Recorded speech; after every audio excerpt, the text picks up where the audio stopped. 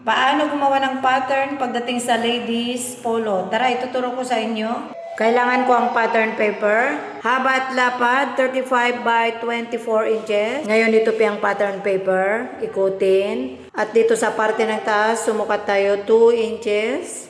Tapos gumuhit. Sukat ng shoulder, 17 inches. Sa kalahati ng 17 inches is 8.5. Marking, atras tayo. Sumukat tayo dito sa likod, 4 inches. Ngayon, aakyat tayo, 1.5 inches. Gumuhit, then curve. Sukat tayo para sa armhole. Armhole, 18 inches. Kunin ang kalahati, 9 inches. Marking, tapos gumuhit. Sumukat naman tayo para sa bust. 43 ang bust. 43 divided by 4. Pagsamahin ang medida ng ganito. Tapos isa pa. Ang answer ay 10 and 3/4. Lapag ang ganito.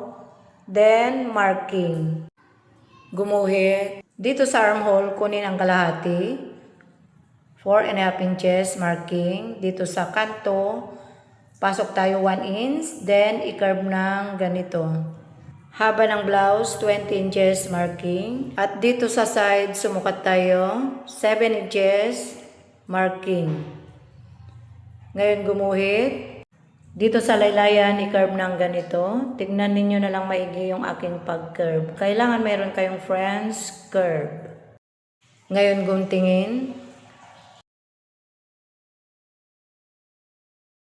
Ngayon, ito ay parte ng back. Sunod, pattern naman tayo para sa front. Ito pa ang pattern paper. Ikutin. Kailangan nakaharap sa inyo ito, no? At dito sa front, sumukat tayo 5 inches hanggang sa baba. Tapos gumuhit tayo ng diretso. Ngayon, sumukat tayo ulit para sa pagbutonisan, 3/4 hanggang sa baba. Tapos gumuhit. Kunin ang pattern ng back. Ilapag dyan sa pangalawang guhit.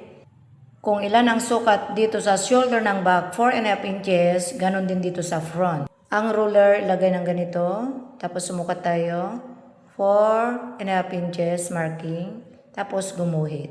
Kailangan kung anong sukat dito sa back 4.5 inches, ganon din dito sa front 4.5 inches din, no? Tapos marking tayo para makita ninyo. Lahat ng gilid, magbabakat na tayo para may tanda tayo mamaya para sa parte ng front.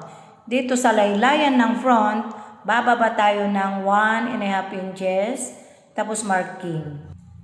Neckline, 23 inches. Itong 4.5 ilapag dyan sa guhit na yan. Kung saan tatapat yung 11.5 marking. Tapos i-curve ng ganito.